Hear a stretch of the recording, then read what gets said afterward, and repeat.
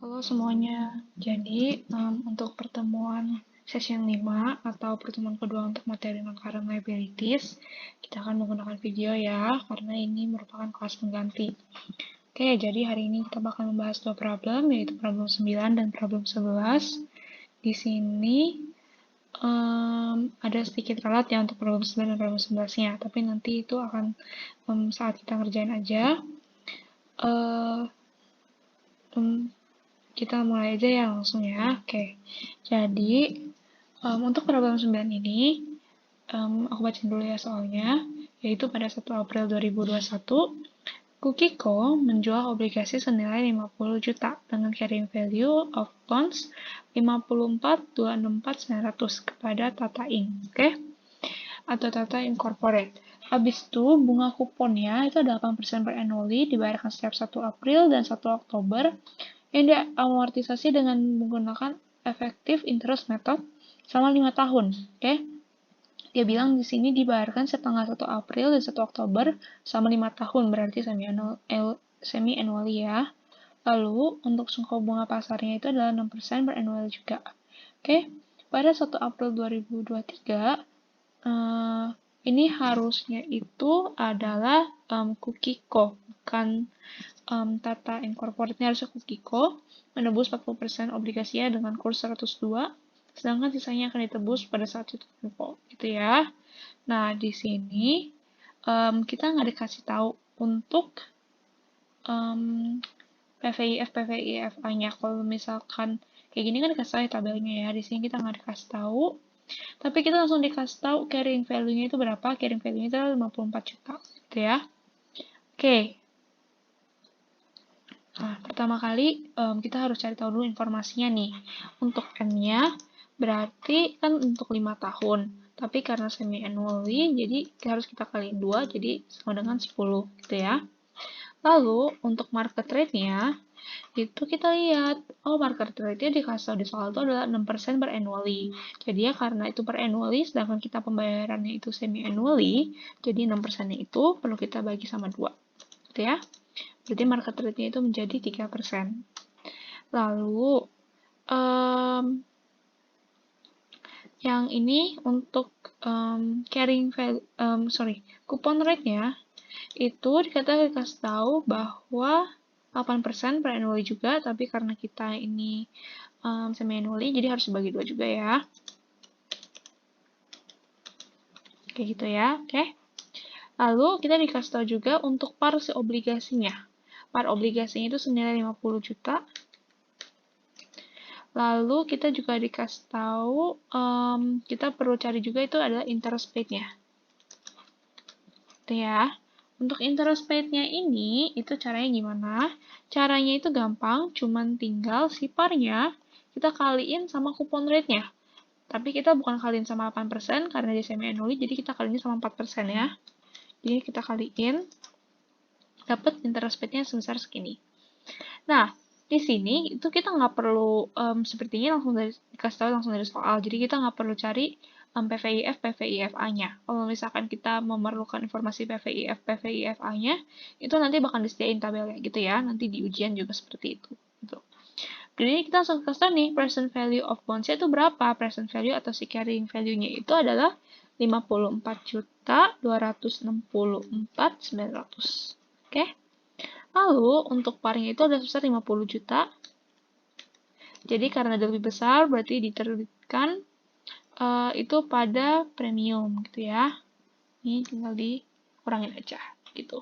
Nah, untuk bonds carrying value pada 1 April 2021, itu langsung kita masukin aja si 54 juta ini. Karena dia add premium, jadi amortisasinya nanti akan mengurangi sampai hasil akhirnya itu adalah 50 juta, gitu ya. Nah, di sini udah ada tabelnya, yaitu Kukiko, bonds premium amortization. Kalau misalkan dia diterbitkan pada diskon, berarti nanti bonds discount amortization gitu ya. Effective interest method semi-annually, 4% bonds, yaitu si coupon rate-nya, issued at 3% market rate-nya. Oke? Untuk si interest rate-nya langsung aja, berarti si 50 juta, kita kaliin sama 4%, gitu ya. Ini aku langsung drag aja, karena sama aja sampai akhir tahun. Lalu, untuk yang 3% ini, interest expense-nya, itu kita kaliin sama si bonds carrying value-nya. Gitu ya. Jadi ini 3%, kita kaliin sama si bonds CV. Oke. Karena aku menggunakan Excel, jadi ini aku bisa langsung drag ya, teman-teman. Kalau misalnya nanti teman-teman pas ujian harus hitung satu-satu gitu ya.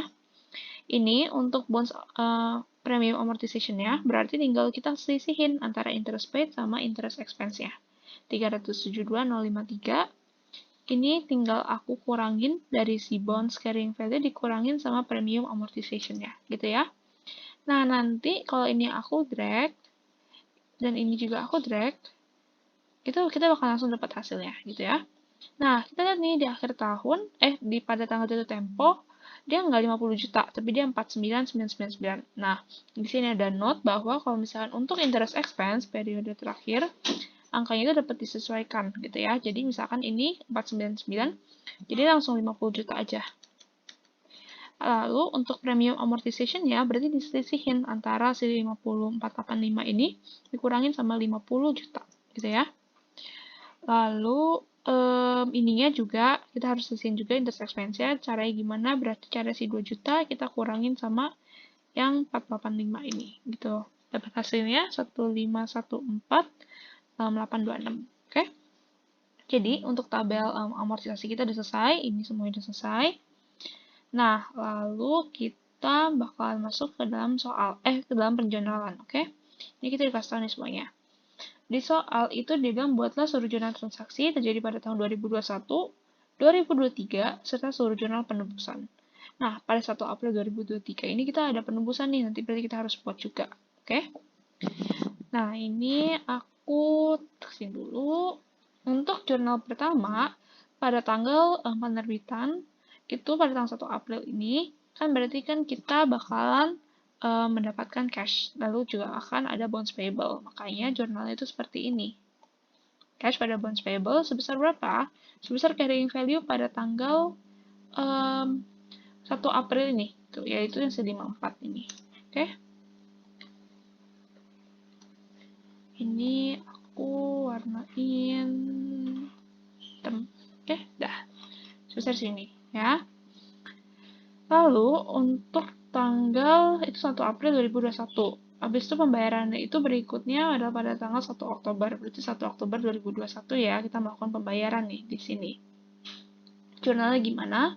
Untuk jurnal pembayaran itu berarti ada interest expense yang dibayarkan. Lalu, kita juga akan, karena dia premium amortization, yaitu amortisasinya mengurangi, maka nilai bondsnya akan berkurang juga, gitu ya. Itu ada di sisi debit. Kalau misalkan dia diskon, kan nanti bonds payable ada di sisi kredit, gitu ya. Tapi karena dia premium dan sifatnya mengurangi, berarti bondsnya di sisi debit. Lalu juga di sini, karena kita ini membayar, bukan di jurnal penyesuaian, berarti ya kita juga mengeluarkan cash, gitu ya. Berarti interest expense-nya berapa? Interest expense-nya kita langsung masukin aja dari tanggal 1 Oktober 2021. Itu yang si 1627 ini. Lalu kita masukin juga untuk amortisasinya yaitu si 372053 sama cash-nya. Cash-nya berapa? Berarti yang interest paid-nya yaitu si 2 juta. Oke. Itu untuk 1 Oktober 2021. Nah, lalu tanggal pembayaran berikutnya kan tanggal 1 April ya. Nah, tapi kita ketemu akhir tahun nih, tanggal 31 Desember 2021. Oke, berarti jurnalnya itu adalah si interest expense. Jadi kita mengakui interest expense dari 1 Oktober sampai 31 Desember. Kita juga mengakui adanya amortisasi dari 1 Oktober sampai 31 Desember. Lalu kita juga ada interest payable gitu ya. Jadi dari 1 Oktober sampai 31 Desember itu masih ada interest yang belum dibayarkan gitu. Interestnya berapa? Berarti kalau untuk interest expense itu berarti kita pakai ini kan tanggal 31 Desember 2021. Berarti kita pakai angkanya itu yang setelah 1 Oktober 2021 tapi sebelum dia itu kan udah lewat berarti kan si 31 Desember ini udah lewat dari 1 Oktober 2021. Berarti kita pakainya itu angka yang si 1 April 2022 gitu ya. Berarti kita pakai interest expense yang ini, tapi nggak boleh langsung gitu karena dari Oktober ke Desember itu kan berarti kan Oktober, November, Desember baru lewat 3 bulan. Jadi kita harus kaliin sama proporsinya itu kali 3/6. Oke. Jadi di sini itu kan nilai si interest expense sendiri itu kan untuk 6 bulan. Dan ini baru lewat 3 bulan, jadi harus dikaliin 3/6. Untuk bonds payable-nya juga, berarti kita pakai angka yang di 1 April 2022, yaitu yang si 383.215 ini, kita kaliin sama 3/6 juga. Oke? Lalu, untuk interest payable-nya, interest payable berarti pakai angka yang interest paid ya, si 2 juta, kita kaliin sama 3/6. 1 juta, oke? Jadi ini untuk 31 Desember 2021. Lalu, kita bakal masuk ke tanggal 1 April 2023, oke? Karena di soalnya itu dia bilang, buatlah sejumlah transaksi yang terjadi pada tahun 2021-2023. Jadi yang tahun 2022 itu dia nggak minta gitu ya. Jadinya kita bakal langsung ke tahun 2023, oke? Nah, di sini kita kan berarti ada pembayaran bunga tanggal 1 April 2023, oke, yang ini. Nah, di sini itu nih aku highlight dulu aja supaya teman-teman tahu yang mana. Nah, di sini itu kan kita udah ngelewatin 1 tahun ya, si 2022. Berarti sebenarnya di akhir tahun 2022 itu ada melakukan adjustment juga gitu, tapi kita nggak perlu catat karena dia nggak minta. Yang diminta itu tahun 2023. Nah, berarti ada 3 bulan, kan dari Oktober ke Desember itu ada 3 bulan. Pada tahun 2022 itu sudah diakui, yaitu si interest expense-nya. Lalu juga kita juga udah mengakui si interest payable-nya dibayarin juga. Kalau misalkan di tahun ini kan tanggal 1 April itu tanggal pembayaran ya, berarti interest payable kita dibayarin, kita juga mengakui interest expense yang terjadi dari 1 Januari sampai 1 April. Lalu juga ada bonds payable, gitu ya, bonds payable yang dari 1 Januari sampai 1 April juga. Lalu kita juga ada pembayaran, karena tanggal pembayaran bunga berarti kita membayar menggunakan cash gitu ya. Interest payable-nya sebesar berapa? Interest payable-nya berarti sebesar si 2 juta. Kita kaliin sama 3/6. Oke, karena dari 1 Oktober 2022 sampai 31 Desember 2022 itu kita udah record kalau misalkan ada interest payable nih, itu selama 3/6. Selama 3 bulan dari 6 bulan yang udah dicatat gitu ya. Berarti langsung aja 1 juta. Untuk interest expense-nya, berarti kita pakainya itu angkanya si 1593 ini. Lalu, kita kan sudah diakui tuh, dari 1 Oktober sampai 31 Desember itu udah diakui 3 bulan. Berarti tinggal kita akuin sisanya itu 3 bulan juga, dari 6 bulan. Oke. Nah, yang si bonds payable juga gitu, karena dia premium amortization, berarti dia sifatnya mengurangi, makanya ada sisi debit. Tinggal ini kita kalian sama 3/6 juga. Oke. Ini kalau kita jumlahin itu sama dengan 2 juta, atau kalau misalkan teman-teman mau langsung pakai angka 2 juta juga nggak apa-apa. Cuma di sini aku buktiin aja kalau misalkan ini kalau jumlahin itu juga hasilnya 2 juta sama kayak interest yang paid-nya 2 juta gitu ya. Kita masuk ke ke tanggal 1 April 2023. Oke, 1 April 2023 itu kita ada penebusan nih 40% obligasinya dengan kurs 102. Jadi kita di sini harus bikin jurnal penebusan ya. Untuk jurnal penebusannya itu berarti ketika kita menebus bonds payable kita, yang pasti berarti bonds payable kita berkurang. Kalau misalnya kita menebus berarti kan kita mengeluarkan kas, berarti kas kita juga berkurang. Nah, ada balancing figure-nya itu antara gain atau loss gitu ya. Di sini kita akan mengalami gain. Jadi angkanya itu gimana? Angkanya itu berarti untuk bonds payable-nya itu kan dia hanya menebus 40% ya. Berarti kita pakai angkanya itu adalah pada tanggal 1 April 2023 dia itu carrying value-nya adalah sebesar 52.708.369. Tapi karena dia hanya menebus 40%, jadi di sini kita kaliin sama 40%. Gitu ya. Lalu kita kalau misalkan namanya penebusan, berarti cash-nya itu kan pakainya si par value-nya. Par value-nya kan 50 juta. Habis itu, dia hanya menebus 40% ya, berarti dikaliin sama 40%. Gitu ya. Itu, nggak nyampe situ aja, itu kali 40%, lalu kita kaliin sama kursnya. Dia bilang kursnya itu adalah di 102, berarti 102%. Jadi seperti itu ya. Nah, kita lihat nih, berarti cash kita itu ada 20.400. Sebenarnya bonds payable-nya itu sebenarnya segini. Berarti karena sisi kredit lebih kecil, berarti adanya gain gitu ya. Berarti tinggal kita kurangin. Oke. Lalu kita masuk ke tanggal 1 Oktober 2023. Ingat, kita sudah tebus ini 40%. Berarti untuk transaksi berikutnya itu kita catatnya cuma 60% ya. Nah, tanggal 1 Oktober 2023 berarti kan tanggal pembayaran bunga. Oke, yang ini. Nah, di sini aku bakal langsung aja untuk jurnalnya, berarti ada interest expense, ada bonds payable, lalu juga ada cash. Interest expense sebesar berapa? Berarti sebesar tanggal 1 Oktober 2023, interest expense 1581 ini, kita kaliin sama 60%. Karena kan tadi kita ditebus ya 40%, jadi sisanya. Oke. Untuk bonds payable juga berarti kita itu untuk si amortisasinya itu juga cuma terjadi 60%. Oke. Untuk cashnya berarti kita pakai angka si 2 juta, kita kaliin sama 60%. Oke, berarti dapat segini. Nah, teman-teman, nanti pas ujian tetap bikinnya 100% ya ininya, maksudnya itu masih kondisi 100% gitu, jangan karena di sini udah ditebus 40%, angka berikutnya di sini semua dikaliin sama 60%, itu nggak boleh ya. Jadi tetap bikinnya 100% kayak gini semua, nanti pas di jurnal baru kita kaliin-kaliin nih sama 60% gitu. Oke? Oke, kita sekarang masuk ke tanggal 31 Desember 2023. Nah, di sini berarti itu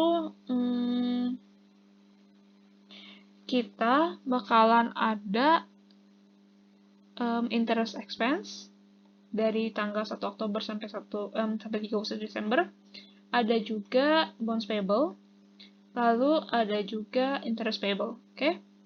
Untuk interest expense-nya berarti sebesar berapa? Berarti kita pakainya, karena ini udah lewat dari tanggal 1 Oktober, berarti kita pakai tanggalnya itu yang 1 April 2024. Yang ini ya, pakai angkanya yang ini.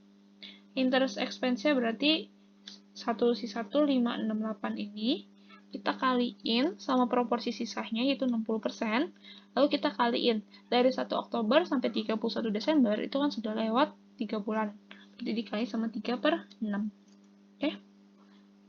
Untuk bonds payable-nya juga sama, berarti kita pakai yang 1 April 2024 ini, si 431,311, kita kaliin sama 60%, lalu kita kaliin sama bulan yang udah lewat, yaitu 3 bulan, dari 6 bulan yang ada. Nah, untuk interest payable-nya, berarti si 2 juta, kita kaliin sama 60%, lalu kita kaliin sama 3/6. Kayak gitu ya. Dapat hasilnya itu adalah 600.000. Itu untuk tahun 2023. Lalu dia bilang, serta hasil jurnal pada saat penubusan. Berarti yang pada tanggal 1 April 2026 ini kita harus buat jurnalnya. Yaitu kita harus bikin jurnal bunganya dulu, yaitu kita harus bikin jurnal pengakuan bunganya dulu atau pembayaran bunganya. Lalu kita baru boleh melakukan jurnal penebusannya. Oke? Jadi di sini kita bakal membayar dulu bunganya gitu ya. Berarti jurnalnya gimana? Karena ini tanggal 1 April, berarti kan ada pembayaran bunga pertama setelah adjustment gitu ya. Berarti kita harus mengurangi interest payable-nya yang diakui di tahun akhir tahun 2025 itu 31 Desember 2025 gitu ya. Lalu ada juga interest expense-nya sama bonds payable-nya juga. Lalu kita bayar cash gitu ya.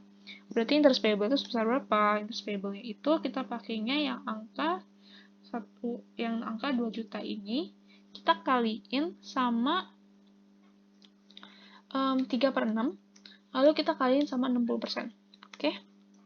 Dapat hasil itu adalah 600.000. Lalu kita pakai angka yang ini 1514826 karena ini kan tanggal 1 April 2026 ya. Kita kaliin sama 3/6. Lalu kita kaliin lagi nih sama sisanya, proporsinya itu adalah 60%, gitu ya. 454, 448, oke. Untuk bonds payable-nya itu juga sama, kita pakainya yang 485 ini, kita kaliin sama 60%, lalu kita kaliin sama 3/6. Oke, ini untuk angkanya. Untuk cash-nya berarti ya dia paid-nya berapa?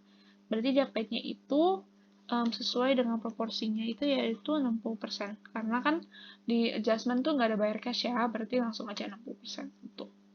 Nah, teman-teman, menurut aku jangan bingung gitu. Misalkan nih, ini tanggal 31 Desember 2023. Berarti kan sudah lewat tanggal 1 Oktober 2023 ini. Berarti kita pakai angka yang berikutnya, yaitu berarti yang 1 April 2024 kayak gitu. Misalkan yang ini juga, misalkan nanti di sini ada lagi gitu. Misalkan 31 Desember 2025 gitu ya. Nah, berarti kan pakainya angka setelahnya, yaitu yang 1 April 2026 gitu. Jadi pakai angkanya pokoknya setelahnya gitu. Gitu, nggak boleh pakai angka yang sebelumnya. Oke? Nanti baru dikaliin sama proporsinya gitu. Jadi udah berapa bulan gitu. Oke, karena ini sudah dia bilang mau menebus, berarti cara penebusannya itu adalah kita lihat nih. Caranya itu berarti tinggal jurnalis seperti ini ya. Oke, langsung aja. Berarti itu pakainya itu angkanya si 50 juta ini kita kaliin sama 60% sisanya. Lalu untuk yang si ini cashnya, sebenarnya cashnya itu juga sama aja, yaitu kaliin sama par value-nya. Par value-nya itu kan adalah 50 juta, oke? Berarti kita kaliin sama 60%. Itu sama aja hasil 30 juta, kayak gitu. Berarti pada saat jatuh tempo itu dia nggak ada gain atau nggak ada loss kayak gitu ya, cuman melihat kondisinya karena biasanya sih kayak gitu. Jadi bonds payable pada cash langsung karena pada tanggal saat jatuh tempo itu carrying value sama par itu udah selalu sama gitu. Karena parnya misalnya di sini 50 juta, ini carrying value pada jatuh tempo itu juga sama kayak gitu ya. Itu untuk problem 9. Kalau ada yang mau ditanyain, boleh tanya aku, boleh PC, boleh di Meet juga, karena aku standby di Meet pada saat kelas. Nah, ini untuk problem 9. Kita masuk ke problem 11 ya. Untuk yang problem 11, ini aku udah ada soalnya, yaitu pada 1 Januari 2022, RJCO membeli callable bonds Jimmy Incorporate. Nah, di sini ada revisi, yaitu si RJCO itu sebenarnya bukan membeli, tapi dia itu adalah menerbitkan, gitu ya. Menerbitkan pada Jimmy Incorporate sebanyak 1000 lembar dengan harga per lembarnya 110. Suku bunga 8% dan suku bunga pasarnya 6%. Oke? Bunga dibayar semi-annually dengan effective interest method selama 4 tahun. Karena dia semi-annually dan selama 4 tahun, berarti totalnya 8 kali ya, N ya. Lalu pada 1 Juli 2025, RJCO menebus 70% obligasi dengan kurs 98 dan sisanya ditebus pada saat maturity, gitu ya. Oke, di sini kita dikasih tahu nih PVIF sama PVIFA-nya, berarti kita langsung pakai aja dari yang tabel. Nanti juga pas ujian, langsung pakai dari yang tabel aja. Lalu kita di sini dikasih tahu kalau kita diminta itu untuk bikin tabelnya, sama itu jurnal pada tanggal 2022, 2025, sama jurnal penebusan, gitu ya. Jadi sini langsung aja kita pertama kali itu harus cari tahu dulu. Berarti N-nya itu berapa gitu. N-nya berapa, market rate-nya berapa, coupon rate-nya berapa, lalu kita pakai PVIF sama PVIFA-nya yang mana gitu ya. Ini aku pindahin sini, N-nya itu berarti kan 4 tahun, tapi semi-annually, jadi 8 gitu ya. Lalu, untuk market rate-nya, di soal itu dikasih tahu suku bunga pasar itu adalah 6%. Berarti, di sini itu adalah 6%, tapi karena semi-annually jadinya itu dibagi 2, jadinya 3%. Oke? Untuk coupon rate juga sama, coupon rate dikasih tahu kalau misalnya di sini suku bunga kuponnya itu adalah 8%. Berarti kalau 8% itu kan untuk per annually. Berarti untuk semi annually-nya itu tinggal dibagi 2 sama dengan 4% gitu ya. Nah, kalau misalkan di soal itu nggak dikasih tahu dia itu PA atau enggak, itu berarti tetap dihitungannya setahun gitu. Jadi jangan kalian hitungnya itu semi annually 8% kayak gitu ya. Di sini kita mau cari tahu dulu PVIF sama PVIFA-nya, oke? Ingat, kalau PVIF sama PVIFA-nya itu adalah dia menggunakan market rate, oke? Berarti angkanya itu 3%. Lalu N-nya itu pakainya yang setelah semi annually, berarti pakai yang 8. Oke, berarti PVIF-nya kita pakainya yang 8, PVIF itu berarti yang 3% sama 8, yaitu yang si 0,78941 ini, berarti aku masukin aja 0,78941. Lalu untuk PVIFA-nya berarti juga yang 3%, 8, yaitu yang si 7,01969 gitu ya.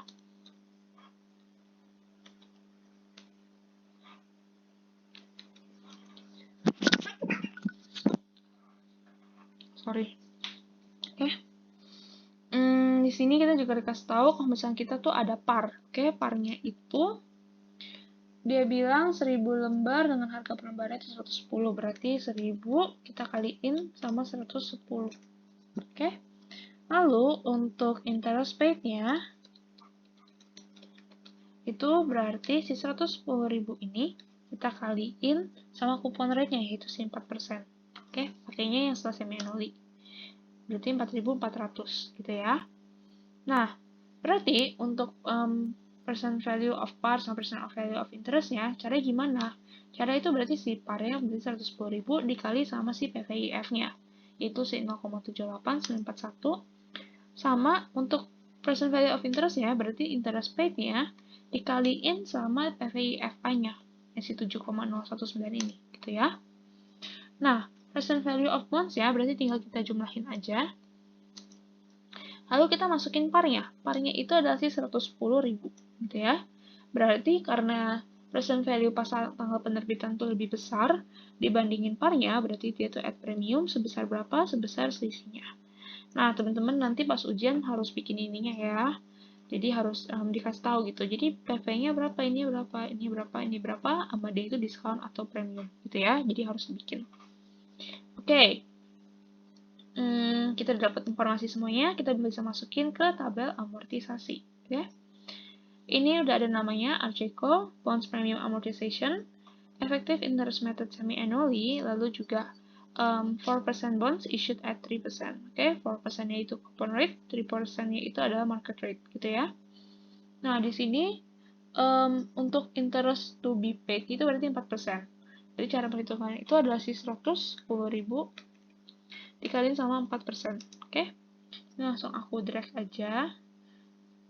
Nah, untuk interest ini kita masukin dulu untuk percent value-nya atau carrying value-nya pada tanggal penerbitan itu adalah 117. Untuk interest expense berarti si 3%. Kita kaliin sama carrying value-nya. Carrying value pada tanggal pembayaran sebelumnya gitu ya. Ini juga bisa aku langsung drag. Untuk premium amortization, berarti tinggal diselisihin antara interest paid sama interest expense. Kalau misalkan premium, berarti interest paid dikurangin interest expense. Kalau dia discount amortisasinya, berarti si interest expense dikurangin sama interest paid. Karena dia premium, berarti sifat amortisasinya nanti akan mengurangi, gitu ya.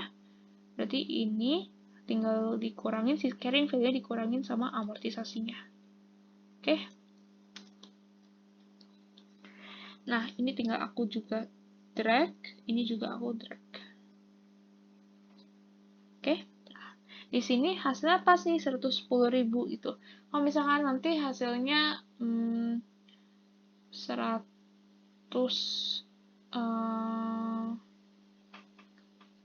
misalkan hasilnya nggak kayak tadi tuh yang hasilnya tuh nggak pas bulat itu angkanya, itu berarti harus penyesuaian lagi gitu.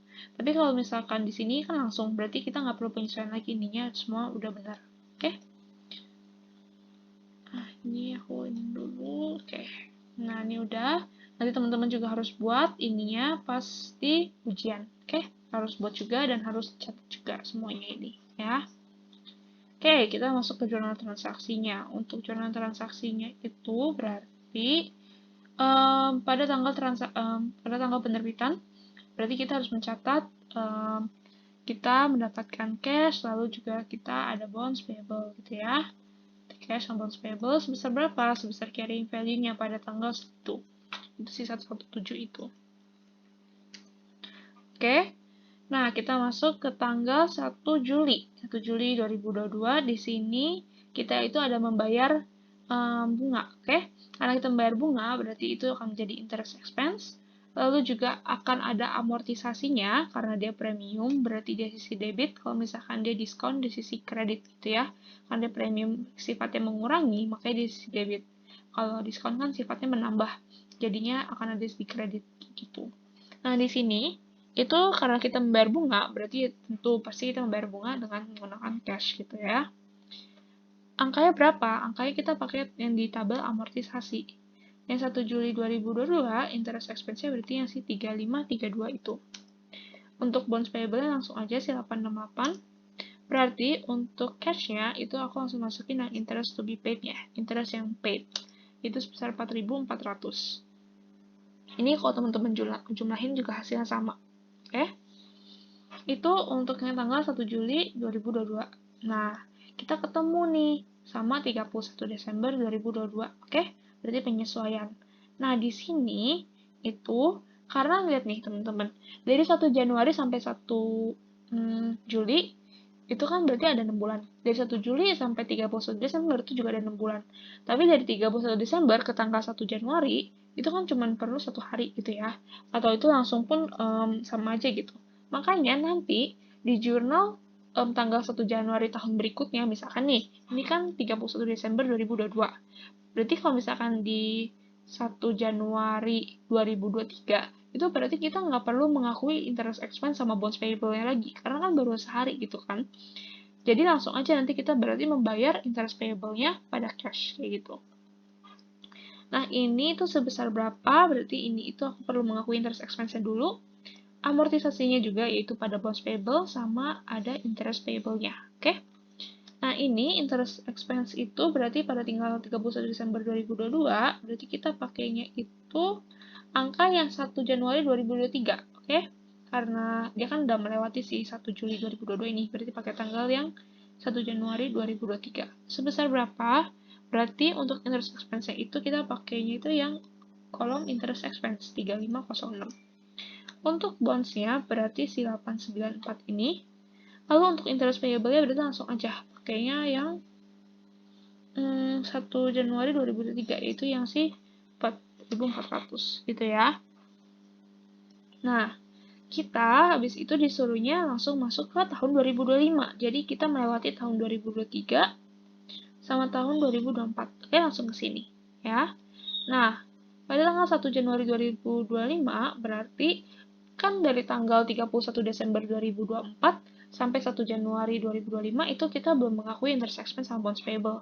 Jadi yang kita sudah melakukan adjustment-nya itu pada tanggal 31 Desember 2024 itu ada interest payable-nya dan akan dibayarkan tanggal 1 Januari 2025. Jadi di sini kita akan membayar untuk interest payable-nya dan menggunakan cash untuk pembayarannya. Oke? Sebesar berapa? Berarti sebesar interest paid-nya yaitu ini 4.400. Oke, langsung masukin aja. Nah, itu untuk yang tanggal 1 Januari 2025. Lalu kita masuk ke tanggal 1 Juli 2025. Oke. 1 Juli 2025 ini dia bilang ada menebus nih 70% obligasinya. Tapi sebelum melakukan penebusan untuk bonds, kita perlu melakukan pembayaran bunganya dulu. Oke. Berarti jurnalnya gimana? Jurnalnya itu berarti ada interest expense sama bonds payable yang dari tanggal 1 Januari 2025 sampai 1 Juli 2025 yang harus diakui, lalu kita akan membayar itu dengan menggunakan cash, gitu ya. Interest expense-nya berarti si 3363 ini.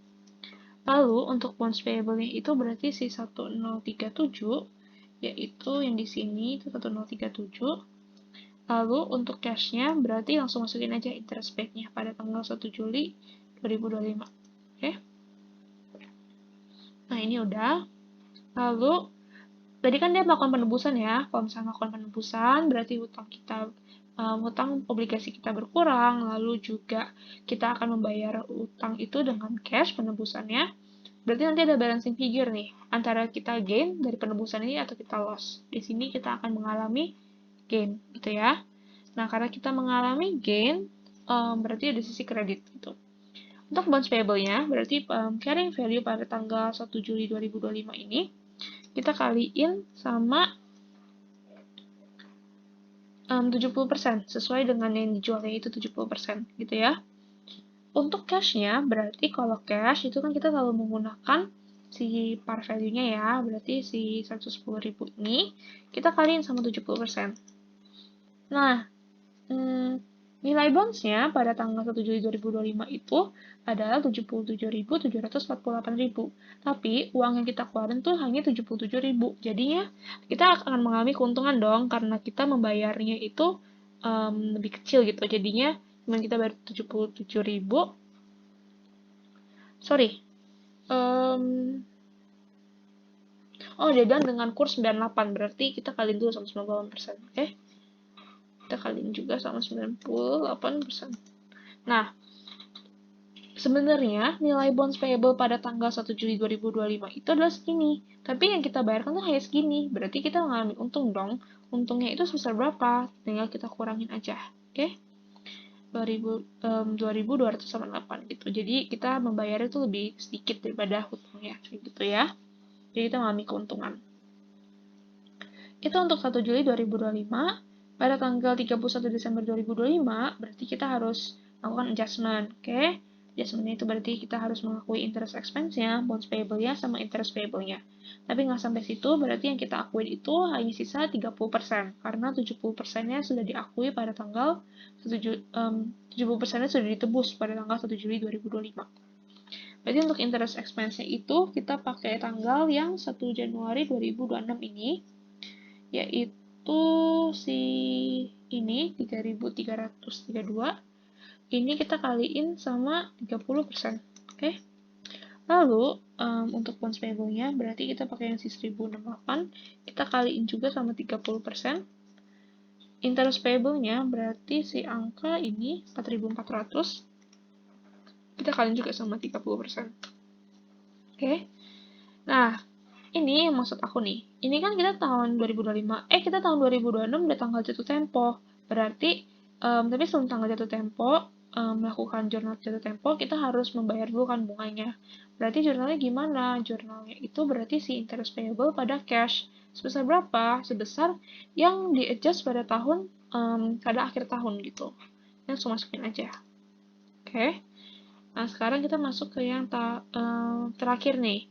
Karena dia terakhir, ingat kalau misalnya dia melakukan penebusan pada tanggal jatuh tempo, berarti par value dia sama carrying value dia itu sama. Makanya di sini kita langsung aja bonds payable pada cash sebesar si 110.000 dikaliin sama 30%.